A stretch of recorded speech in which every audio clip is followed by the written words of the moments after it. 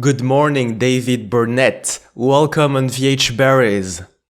Hey, Victor, nice to be with you and looking forward. I've watched a few of your other interviews. I don't know where you find all these photographers, but I'm happy that you have.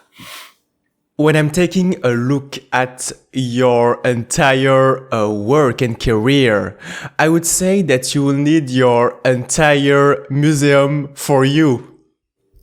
Well, I've often thought that a Burnett photo museum would be a good idea, but I'll probably end up having to settle for one room somewhere else. I don't know where, but no, it's interesting because when you have spent basically for me, it's a little more than 50 years. It's hard to believe that photographing things that have been going on in the world in politics and sports and just everyday occurrences, things that happen. You cannot believe how much material you can accumulate in those 50 years. And it's, on the one hand, I find it a little bit, challenging how do I deal with all this material, all these things that I have put on film and now in the last 20 years on, digital cameras. On the other hand, I feel like I've just been one of the luckiest people in the world to have a job that never felt like I had to go to work. I was always working, but I never felt like I had to go to work in that way that we sometimes think of, detesting your job.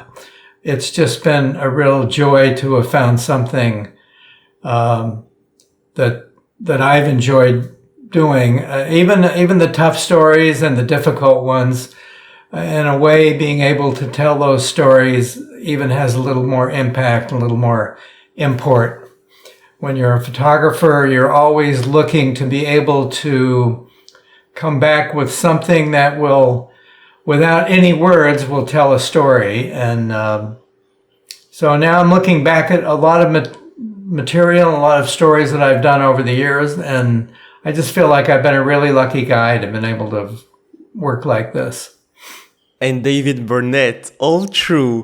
For example, you have used a very vintage and old camera during, for example, the impeachment trial. You're still getting up to date because you saw during your life the evolution, as you mentioned, of the technology in the photography and videography industry. Well, it's interesting because I can remember being a kid either in high school or I may have just been like a first year of college back in the mid 60s. And the Nikon F camera was like the Lexus or the Cadillac of the camera industry. And I did not even have one Nikon. I had a couple of older cameras and simpler cameras. And I can remember the day that I got my first Nikon, and I felt like, well, now I can really be a photographer. And I didn't, unfortunately, I didn't have so much training on the older cameras. The Speed Graphic, which is the one, one of the cameras you're, I think, referring to, designed in the 1920s and updated all through the 1930s, 40s, and 50s. A big, old, it's what we think of as the press camera of the 1940s and 1950s. Takes a big sheet of film, one picture at a time. By the time you would get ready to do the second picture, it's probably 20 or 30 seconds. Now we have cameras that'll do 30 pictures in 1 second. But in those days, it wasn't so much about the speed. You really had to concentrate on what the picture was that you wanted to get. And I worked in both a Rolleiflex, which was the twin lens over and under lens reflex camera when I was in high school, and a little bit with a Speed Graphic. But I noticed you had Ira Block on some time ago at one of your interviews, and Ira mentioned in the interview that he wanted to find a Rolleiflex, and just in the last couple of months, every time I talk to him, he's kind of still in that place, like, I got to find that Rolleiflex. I got to get that Rolleiflex. I know there's one out there with my name on it. And, it's funny because those of us who've been around for a while, I think we, maybe more than the kids, have an appreciation for these vintage cameras. And I have a Graflex, which is a 1930s camera that's been very updated, and it's updated with a lens from 1944, the aerial reconnaissance lens, the Aero Ektar, which is this big beauty of a lens that was developed in World War II for the Army Air Force for reconnaissance work. And on a 4x5 camera, it becomes the most amazing portrait and reportage camera that you can imagine. And I have really loved, I started about 15 years ago, was really at the beginning of what came to be the Iraq War, right after 9/11. And I knew I was not going to go to Iraq. It was definitely a place, and Afghanistan for that matter. It was a place for younger photographers. And I was thinking, well, I'm just going to see what I can do. I was living in Washington, D.C. then. And I was kind of like, what can I do in Washington? And how can I shoot pictures in Washington that will still be interesting, still be part of that story? And I took my Speed Graphic, which I had owned for about 20 years. I bought it from a friend at the Salt Lake Tribune newspaper where I grew up. And they were clearing out a closet. And one of my friends says, we're selling all this old gear. And I thought, well, $200 for a Speed Graphic. It turned out to be about the right price. Didn't seem like much money at the time, but this camera came to me to mean for me to have so much import and meaning as a way of changing the way that I as a photographer would look at a situation or a project. And it meant I can't shoot 50 pictures in 10 seconds with my motorized camera. I have to really decide what my one picture is going to be. And I think it's been interesting to see in the last 10 or 15 years that a lot of younger photographers have decided that there's something to be said and for trying to slow down a little bit. I mean, we have, I use all the new, in my case, Sony digital cameras. They are unbelievable. If you had said to somebody in the 1980s that you could get 20 frames or 30 frames a second on a digital camera, and the days when getting 4 or 5 shots per second was a big deal. And you thought if you had 4 or 5 shots per second, you thought, well, I'm not missing anything. And of course, at 20 or 30 per second, you start to see all the things that happen between this quarter of a second between these two pictures that would have been on the film camera. And now there's another 5 or 6 moments in there that you've captured. So the technical advances have really been astonishing. And in a way, I think we're lucky to have the gift of all these beautiful, wonderful, very capable cameras in ways that never even would have been imagined 20 years ago. But I got started shooting. On the one hand, I was shooting with digital cameras. And then my left hand, I'd be carrying my Speed Graphic or one of my Graflex cameras. And when you're shooting with that big camera, it just slows you down, and you have to now decide what is the picture going to be. And all of a sudden, instead of it being 2010 or 2015, it's now back to being as if it was 1915. I mean, it's almost like you're back 80 or 100 years trying to figure out, where do I go now? Where is the one picture that I'm going to make that will be the picture of the story that I'm trying to tell? So I think it's demanding of you as a photographer, but it's also a great way of kind of giving you a little oomph to really decide what it is you want to photograph and how you're going to do it. and David Burnett in the 50s and 60s, you had obviously a different haircut. And this is very ironic because at that time, you were using cameras that took very few frames per minute during events that went really, really fast. For example, the Olympics. Well, I covered my first Olympics in 1984, and I had what at the time was one of the fastest cameras going, one of the Canon F1s with a big motor drive on it. And it was, I think, 4 or 5 frames per second. And it was, you know, at the time, it seemed like it was everything you ever needed. You know, if you had, this was before autofocus, so you still had to frame, focus, make sure you were sharp, and then shoot. And in fact, the pictures from the 1984 Olympics, which kind of crystallized my life as a sports photographer, were of the famous collision between Mary Decker and Zola Budd.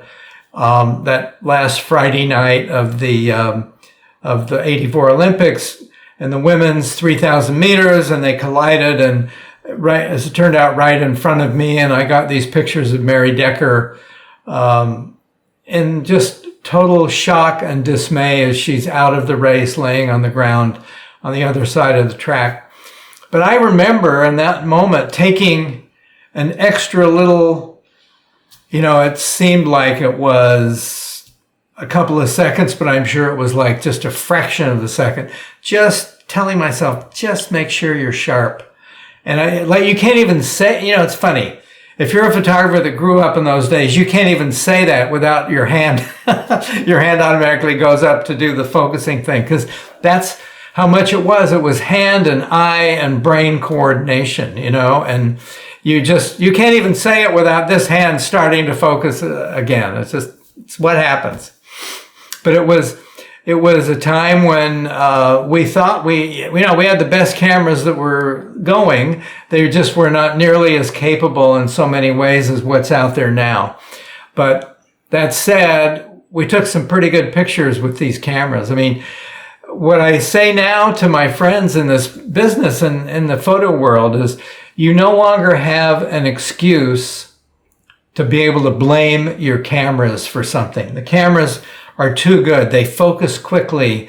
They have these big, beautiful sensors that let you blow them up the size of a wall if you want to make a print that big. And all those things that we used to be able to say, well, if my camera had only done so-and-so, I would have made the picture. Those excuses are pretty much over. So now you gotta come up with the picture. I kind of like that, actually, because some of those excuses were pretty lame, and I think it's time that we just, you know, let's just go out and take some pictures and make sure we make a few good ones. That's all.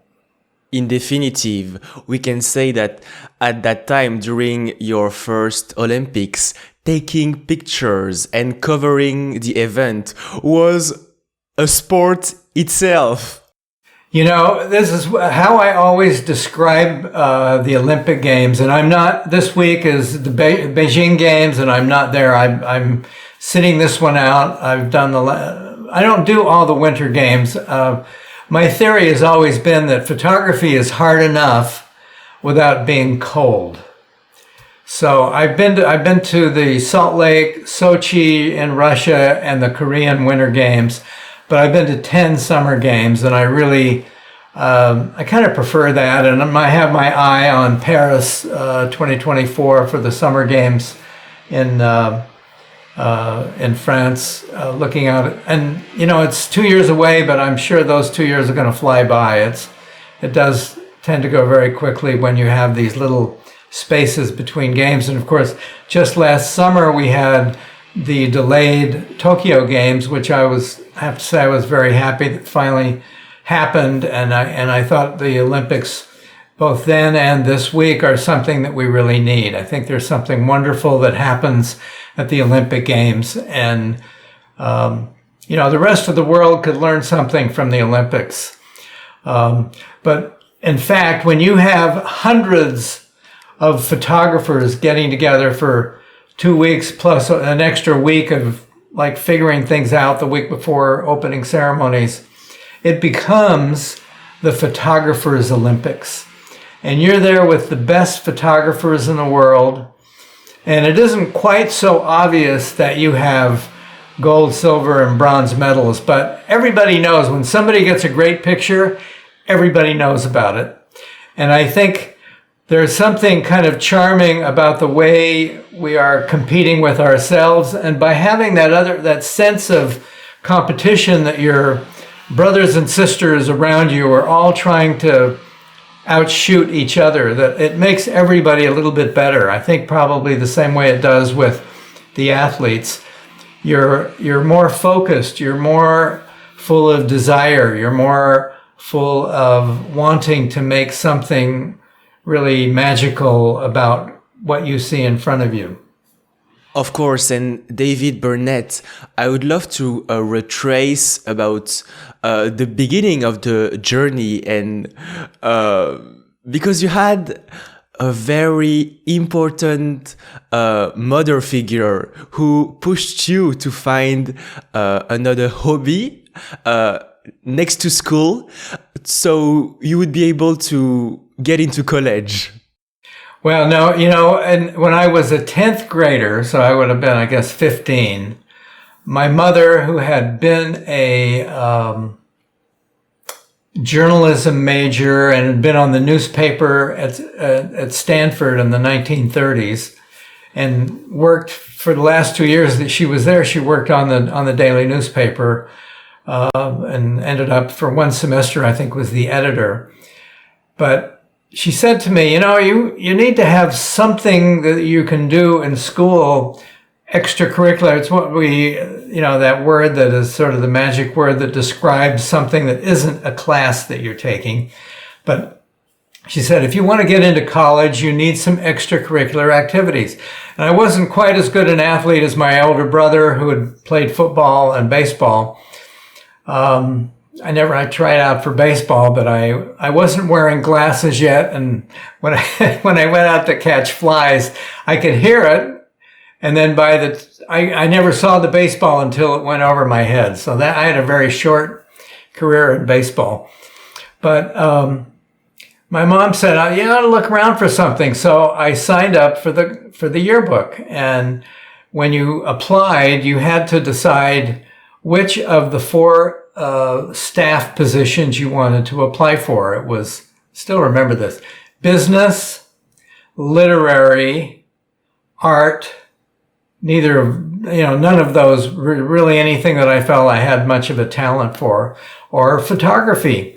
And photography was a bit of an unknown, but I thought, well, let's have a little adventure with it. And I signed up for the photo staff, and along with 2 other guys was invited in to be part of the photography staff the next year. And as so many people of my generation will tell you, there was this the magic moment, the first week of school. That we I guess it was probably in May of my 10th grade, they said, yeah, you're going to be on the photo staff for the yearbook next year. So in September, when school started again, all of us went into the dark room, and our advisor, Mr. Blackham, had been out taking some pictures of, I don't know, the French club or the Spanish club or something, developed the film, put it in the enlarger, and the magic that took place in that moment when the lights are out and there's just a little bit of red or orange light, and you see this cone of light come down from the enlarger, and he takes the paper out from the exposed paper, puts it in the developer, and you see that image develop. And that was like alchemy. That was a kind of magic that none of us had seen before, and we were all just completely taken by. And I have to say that I still find that there is a magic to being able to go somewhere. I go somewhere with my camera, I'll shoot a picture, and I'll come back.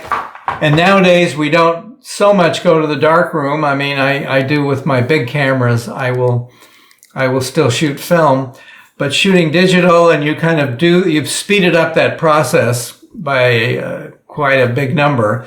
Memory card goes into your laptop and you're looking at your pictures. There is still a sense of that magic. And I have to say, still when I see a print in the dark room, and it's pretty rare these days that I'm actually in a dark room, but that magic and that sense of something very special has not ever gone away from me. And expanding that out and expounding on a little bit in that I can be in Santiago, Chile, or I can be in Tokyo at the Olympics, and I make a picture and bing, bing, bing, and an hour later, or I mean, in some cases much less than that, but for me it's always been a little bit more involved. I've never really worked for a wire service where I had my pictures going out immediately. But even if I'm an hour later sitting at my laptop looking at a picture and then I can send that picture to my client, there's something wonderful and magical and almost spiritual about it, being able to capture that moment. And I'm not actually a big fan of when people in these days will say, "Oh, that was a great capture." It's like, come on, man. That's probably the worst use of that term ever. I just like good photograph. That was a good photograph, great photograph.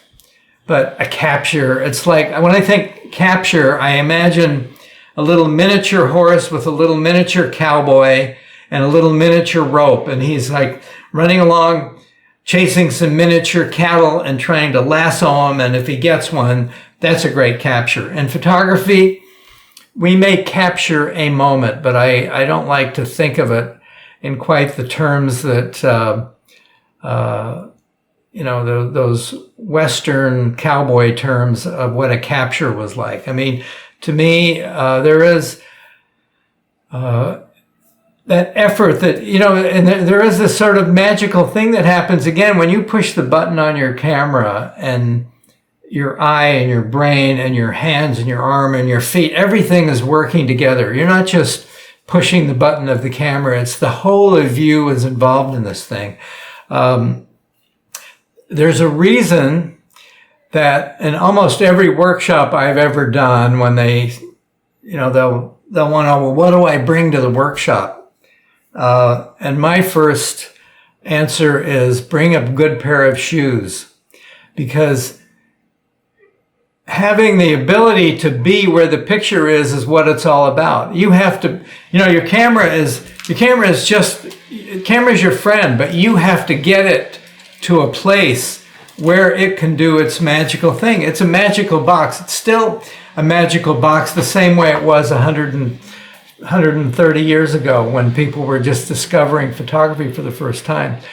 It's a magical box, but your job as a photographer is to get that magical box into the place where all the things will line up, and what it sees is what you see and what you want it to be able to see. So it's still, we have all these wonderful new gadgets and toys and tools. We have these great tools available to us, but really the magic nowadays is in what do you do to get your camera to the place it needs to be able to see what you want it to see. The cameras are all ready to do that. We just have to, the challenge as a photographer is like, you got to get through a door or a wall or a building or an office. You have to get it there. You have to deliver it to where it needs to be. That to me is really what being a photographer is all about. And David Burnett, as you mentioned, bang, bang, bang, because years after, when we look back at all the span of your career, you have built very tight and close relationship with the world most iconic and powerful figures of the past and current centuries. What is the common point of all of these leaders? Well, I think very early on, I I remember being very moved in high school. I think my senior year of high school, I received a copy of Robert Capa's book, Images of War. And then a couple of years later in college, a book that was a wonderful book. I still would recommend it to young photographers, called Yankee Nomad by David Douglas Duncan, who lived until he was over 100 years old, but he graduated from the University of Missouri in the 1930s and worked during World War II for Life magazine and on and off for different magazines for a lot of years. And this book is a sort of boiling down of a life of a photographer whose mission it was to go everywhere and see everything and photograph the people who mattered. And I think I was really touched by that. Politics ends up being the way that so much in all of our societies is decided. So in a way, I was and I was a political science major in college. Maybe that may have been where it started. But I think I understood early on that the important, not because they're such great poets or they're so brilliant, but these are the people in politics do end up in so many ways being the people that make a lot of decisions that alter and inform the lives of the people who either chose them, or in some cases they weren't chosen, or elected them. But to me, that has always meant that it's been interesting and important to try and get a little bit of an insight into what makes those people tick, whether it's the President of the United States, the President of France, the Chancellor of Germany, President of the Philippines. There was always this desire to try and find a way to express in a photograph what you felt about this person. And sometimes it kind of presented itself in a more obvious way. And sometimes you had to really figure out, what in the hell am I going to do to make a picture of this person? But as I look back on the people that I photographed in these various and sundry countries in Europe and the U.S., South America, it's been always a challenge, because the higher up the food chain or the power chain these people become, the less, in most cases, the less access you have to being able to just do what you want as a photographer. So you have to be a little more inventive and a little more imaginative. I'm teaching next month. I'm teaching a portrait workshop, and the informal title of "Just Give Me 10 minutes and a window," because I've never really been great about lights and reflectors and setting things up. Just give me a window and 10 minutes, and I'll figure out a way to make a picture of somebody that means something. Wow. Or at least in my own mind, and I've had pretty good luck doing that. But I have this feeling like I've seen beautiful work done by people who are much more controlling of the environment, and I admire a lot of the work done by people who are able to do that. But for me, it becomes much more of a simplistic thing about just trying to put the person in a very, in a place where they feel comfortable enough that they can relax and be themselves. Now, in most cases, 10 minutes would be far longer than you really get. But I find that there's something about trying to get that couple of minutes. You don't need hours. I've done stories, I've done projects where I had a lot of time with people, and I've always loved the editors who have given us the extra time to try and really invest that time in a project, because it was very rare that you had magazines, in my case is mostly magazines that had the interest or the money to be able to keep you out there. Time magazine was great, National Geographic was great, Newsweek from time to time would come through. But in most cases, the money was always a little tighter. And in fact, the idea that you had fewer resources, I think probably made you a little sharper than in those times when you had, a more limitless budget of time and money. But I know that it always has come down to those couple of minutes when all of a sudden there you were, the expression was right, the light was right. And you had the camera loaded just right. I mean, there are too many times there is not a photographer working today who's been around, let's say, I would say at least 20 years. And those of us who have been around longer, maybe this has happened more than once.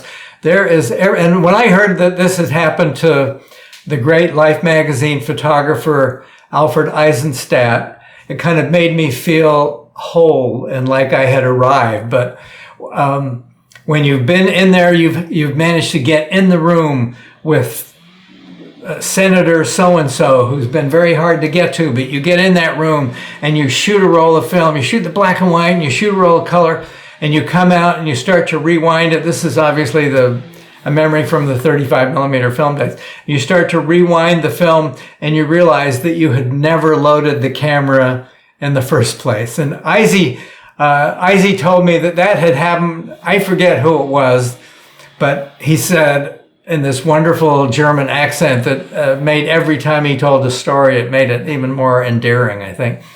But he was like, I had to make up a reason to go back in that room. And that happened with me with more than once, but it happened, I can remember absolutely happening with Senator Jesse Helms. I got into the room, I shot. I went out of the room and I'm rewinding and I realized no film in the How stupid can you be? Well, we all do it. No film in the camera. And I put the film back in and I knocked on the door. I didn't wait even. I just knocked on the door so they'd know I was coming in. And I went back in. I said, Senator, I think this is so good. I need to shoot some color. And I went and shot one roll of film and I got out. But it's happened to everybody. We've all done these little human errors, whether it's forgetting, now with the digital cameras, it's hard. It'll tell you no SD card, it'll remind you, but even there, it's possible to screw it up. The ability of a photographer to screw things up is basically limitless. And so, much of your life is just spending trying to avoid all the little problems that crop up and that crop up for everybody. But in doing so, you refine your own way of working, your own way of seeing, your own way of trying to figure out, when you need to get both sides of the room, or am I just going to go head on? I mean, it's like all the little things that happen when you're confronted with a situation where you have to decide immediately how you're going to do it.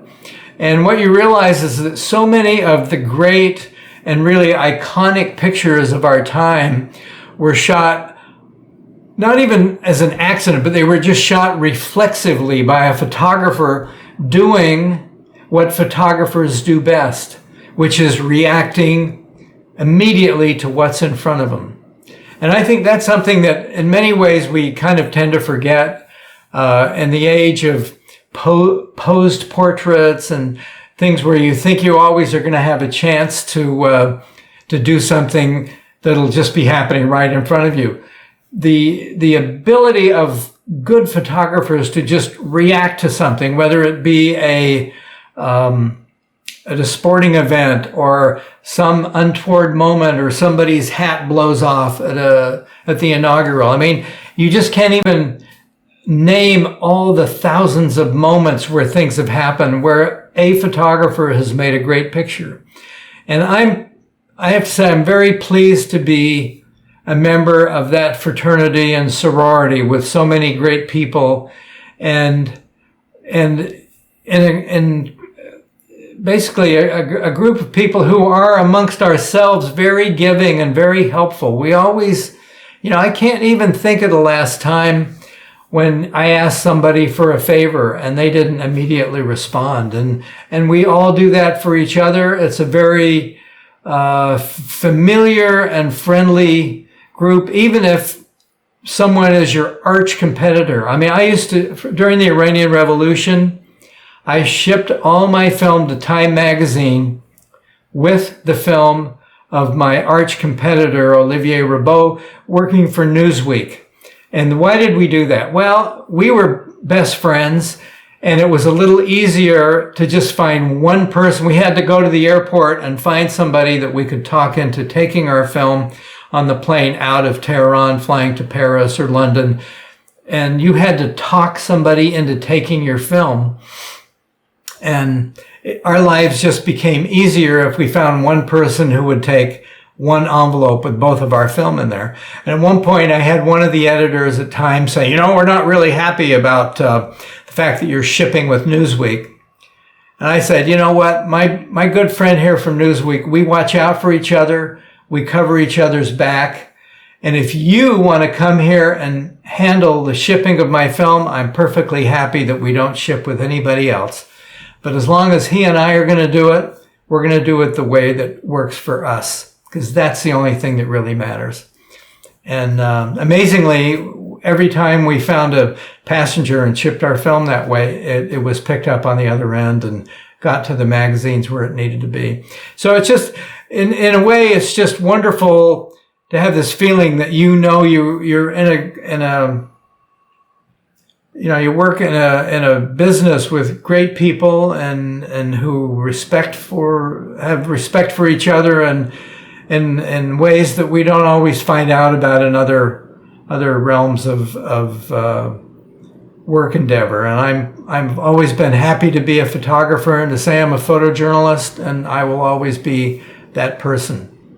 And David Burnett, redefining your way of working also comes to another common point between you, David Burnett, and world leaders, which is to work under pressure, because you covered in the past numerous very tough events such as the Vietnam War, the Iranian Revolution, and also Hurricane Katrina, for example. Right. Well, and actually one thing I would say about Hurricane Katrina, it rekindled in me the need for photographers to remember to have respect for their subjects. And in particular, when I would go through a neighborhood that had been devastated by the hurricane, it was very important to me.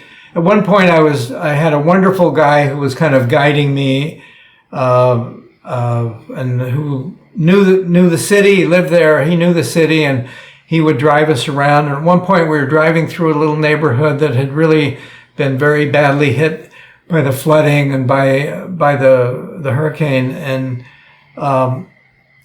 we're going 30 or 35 miles an hour, not terribly fast really, but I just said, slow down, David, slow down the car, because I feel like, in a way, there's two things. One, I kind of feel like we're unable to see the things that might lead to a picture, but more than that, I feel like we're kind of disrespecting the neighborhood by not let's just take it a little slower and a little bit more like we're walking through here rather than we're racing through here. Because I know the people that live here have been through a terrible time and have experienced such trouble. And I think there is always something about that. I mean, that's what we as photographers bring to the story. And I think there's a certain amount of empathy and respect which we bring for our subjects, which in the end will make your pictures have a much more greater impact with a viewer. I think it's not something you can even define. You almost just feel it. But sometimes when you have a picture, and sometimes you just kind of hope that there's a picture. But there are times when I think it's really imperative that we as the photographers, and very often the outsiders, need to remember to bring that sense of compassion and empathy and respect for the things and for the people we're going to photograph.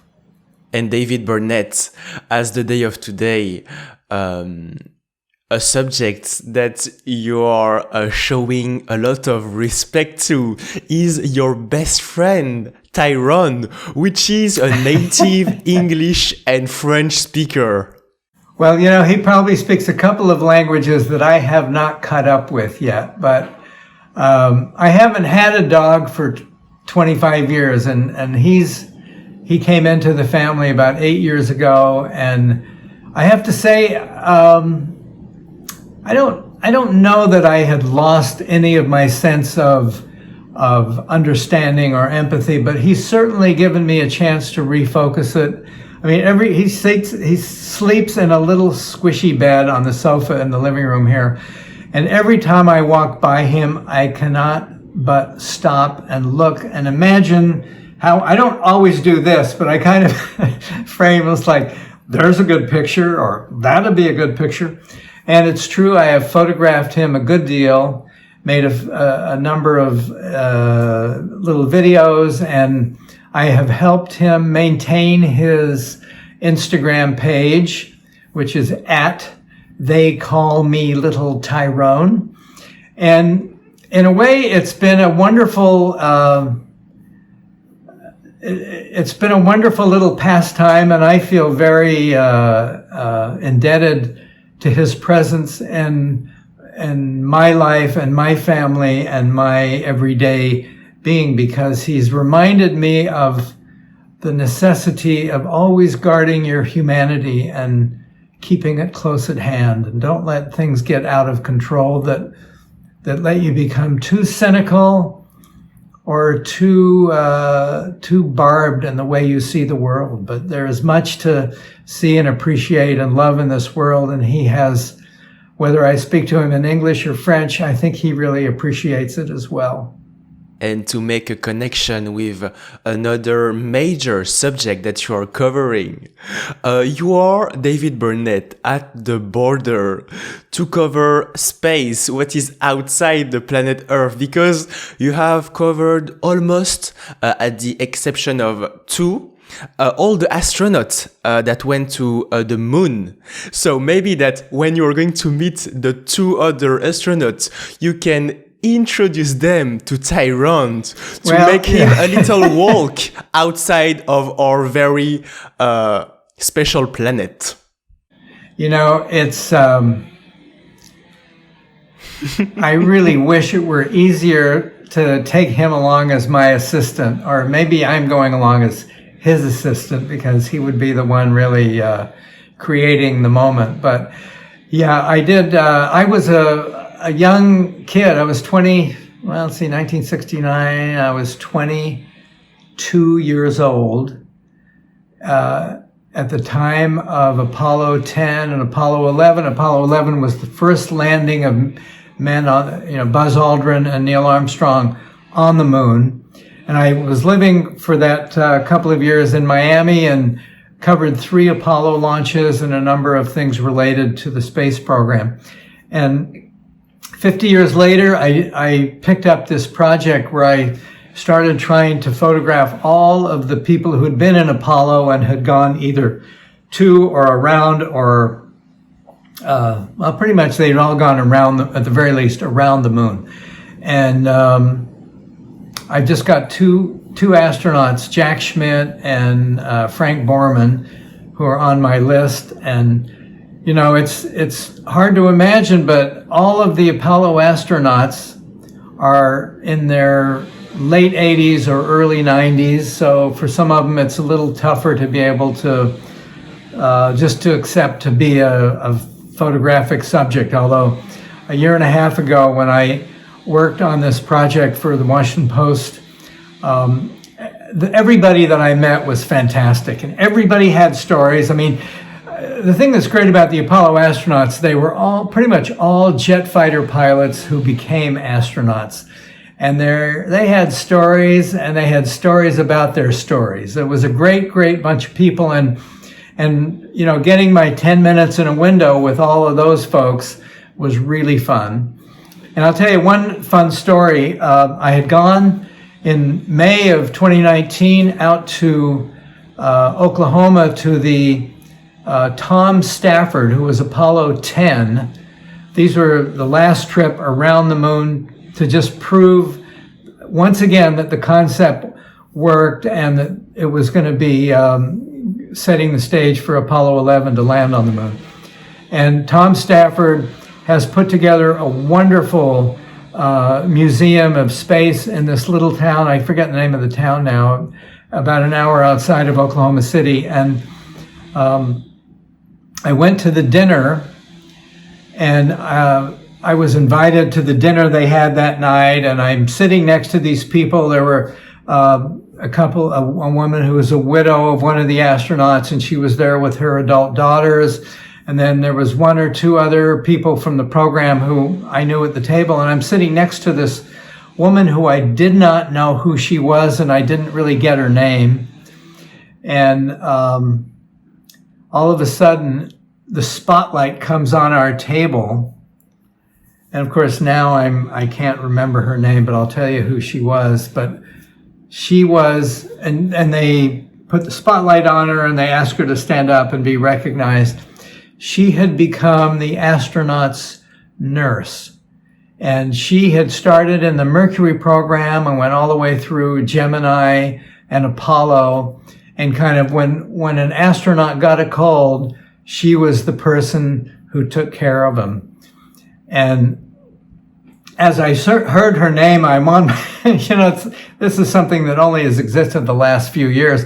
Immediately I go on Google her name, and I'm trying to read under the table who she is. And she turned out to be this wonderful, very, I would say a little bit shy of the notoriety, but happy to have been the nurse who took care of them all. And I managed to talk her into letting me, she said, well, I don't really take a very good picture. And I used my usual line to respond, which was, well, you've never been photographed by me. And I think at that moment I said, there's the gift shop is just over here, and let's take 5 minutes. And we went to the gift shop, and they had these little teddy bears, upon which was written, I want my space, which had several meanings, of course. But I made a lovely portrait of her. Gosh, I wish I could think of her name right now, but it was one of those things where you just like, I don't have very long to do this, but I want to get a picture of her, because in this world that otherwise is very male, all the astronauts, obviously in the first 3 space programs were men, had been fighter pilots, and then went from flying fighters to flying space capsules. But it was something really, it was wonderful to meet all these astronauts and to try and, I met a few of the people who had been project engineers along the way, and the kind of people who made these things happen, like let's design a rocket and let's figure out a way to get people out there and get them back. And with a great amount of success, we've been really able to do this. And of course, just a few weeks from now, the new moon rocket will be rolled out for the first time, and I hope to go up to the Cape for that rollout. But it's a little bit, as the French say, plus ça change, plus c'est la même chose. The more it changes, the more it's the same thing. And as we have these new rockets, and we're looking at new frontiers, which are the same frontiers we looked at 50 years ago, but we're now trying to do it in a more advanced technical and scientific way. But when you look back at what happened on the Apollo program, for example, and what happened then with the space shuttle and the International Space Station, and the ability to get people up and back to the space station, space has been wonderful. I had originally started in college. I wanted to be a mathematics major and then go to get an engineering degree and work on the space program. But like a lot of other people, photography was kind of, my parents said, well, photography is something you can always do on the weekend if you have a real job. And but in the end, I was one of those people for whom the real job ended up being a photographer. And while my parents came to have no regrets in the beginning, I think they were kind of wondering, what's our kid really going to do? But in the end, they came to accept it, and I think really did appreciate what I was able to do in my magazine career. That's really fascinating. And in a total different field, David, Burnett, to be able to get to space, you need, of course, physical training. And this is a field that you are also covering right now, because you are in the middle of working, covering a very special event with 13,000 participants, which is a sort of a senior games. So basically seniors competing against each other in basketball, in the swimming pool, in every type of sports. Well, Victor, you're far. I'm actually a senior, and I can speak from speak from personal experience, and I know you're far from that. But this is something that's really kind of exploded in a good way, I would say, in the last 15 or 20 years. People in their 60s and 70s and 80s who have decided that for them, retirement or the world of what do I do after I no longer have a job is not only going to be sitting around and, reading books and watching television or watching movies or whatever. They are going to stay active. And there is this gigantic element of people and they kind of started at age minimum 50. But what I see are primarily people a good number in their 60s, but in their 70s and 80s, enormous number of senior athletes. And I was able to get an arts grant from the Greenfield Family Foundation and the Hermitage Artist Retreat up in Sarasota 4 years ago. And I went not really knowing what I was going to see to the National Senior Games in Birmingham, Alabama, and ended up just being flabbergasted by the way these 80 and 90-year-old swimmers and pole vaulters and basketballers and now pickleball, which is the new big sport. It's not just a way of staying active, but you see how the competitive nature of this, when you see 85-year-old women playing basketball like the Knicks and the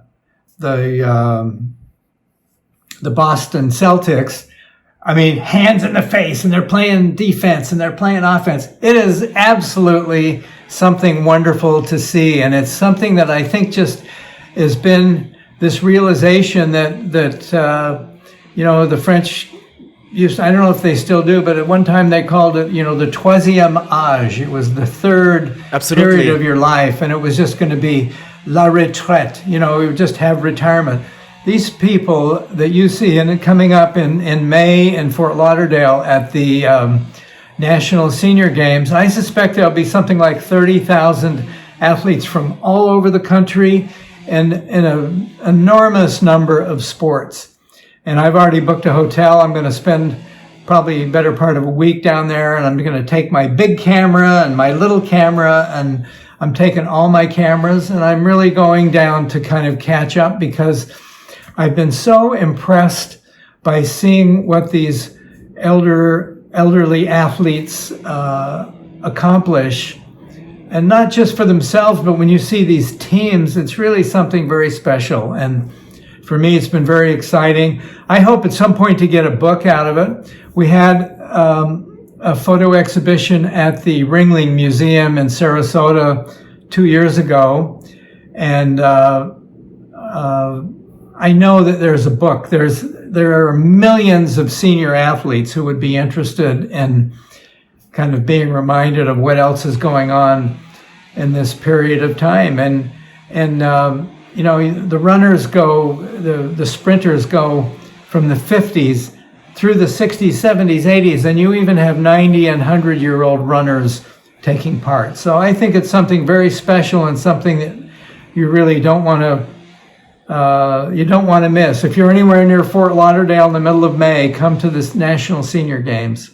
The message is now very clear. This is not something to miss. And I think that you should also expect one thing that just came to my mind is that maybe that all the grandchildren and children's and maybe grandchildren's of all of these competitors are going to attend the event to support their family.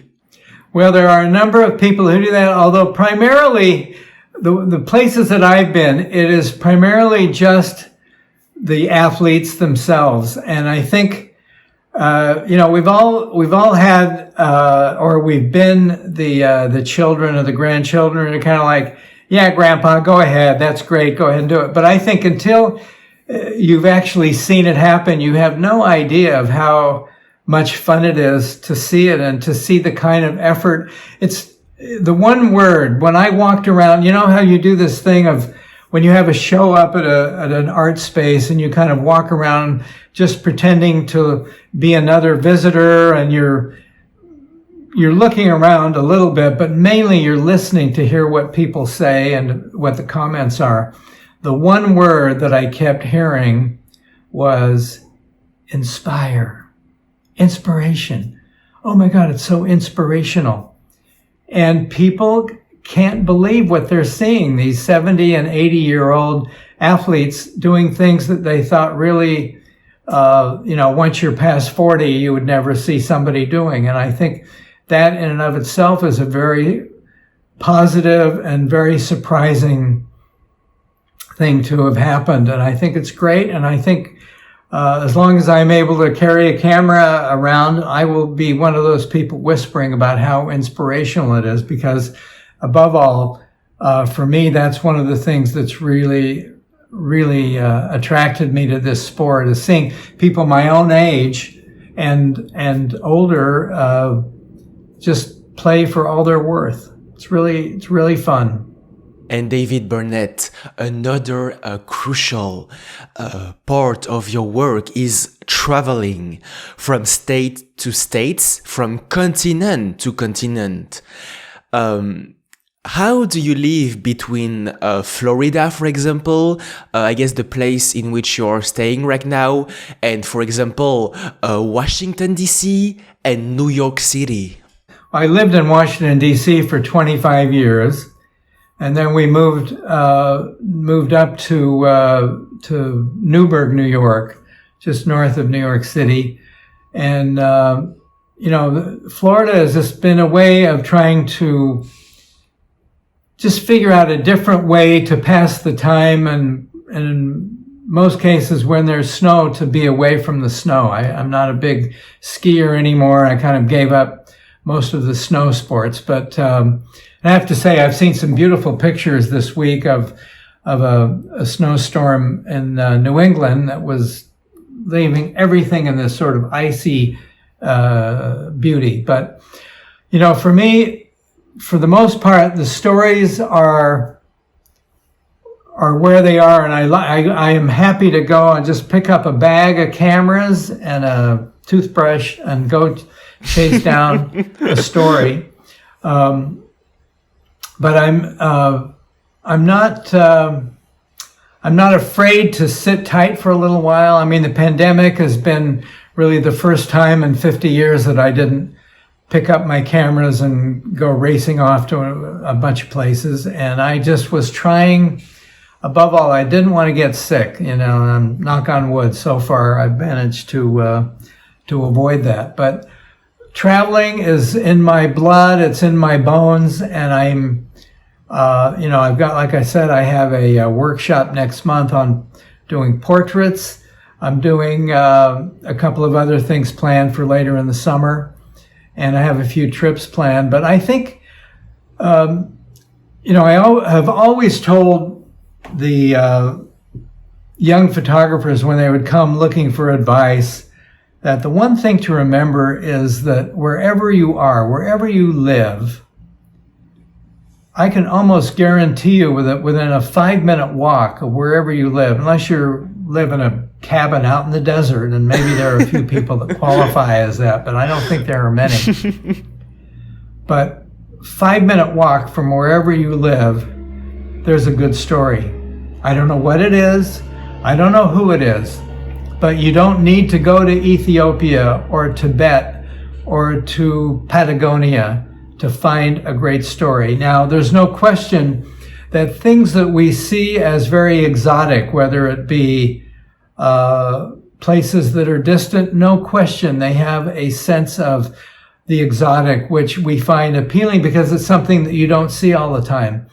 But in the end, if you're a photographer who can go back to a place that you pass every day and have become perhaps visually numb to it, but if you can go back there and then with a more critical eye start to look and find things going on and find photographs there, that's the kind of photographer that editors are looking for. So it's like, and I know we all think, well, God, if I could just go to Patagonia, I know there's a story there. Well, there probably is a story in Patagonia or in Ethiopia, but there's probably a story that requires zero investment in terms of travel and flights and so forth. But if you can get to a place where you start to see again with the same kind of critical eye that you would have when you go somewhere else, that's the photographer that people are looking for. That's the person people are looking to hire. And we live now a little bit more in a world that's harder. You could say that this is a world that's a little harder to navigate. It's become harder to move around and find things. But certainly, I think what the pandemic has proven is that there are stories everywhere. You don't need to be obliged to get on a plane and fly for 6 hours to get somewhere where you can make a story with your camera. Those stories are everywhere. In conclusion, David Burnett, this can relate to one expression that the green grass isn't greener elsewhere. And we just spent an hour together. I'm extremely grateful for your time. Would you have a final message? Well, I think this is a tough time to try and be a photojournalist that is paid for your work. And that increasingly has become the hardest thing, is to find a way to sustain yourself. And I'm not sure I really have a simple answer for it, but I do believe that the dedication to looking and a dedication to making photographs that are in the world around you will always be important in the society that we live in.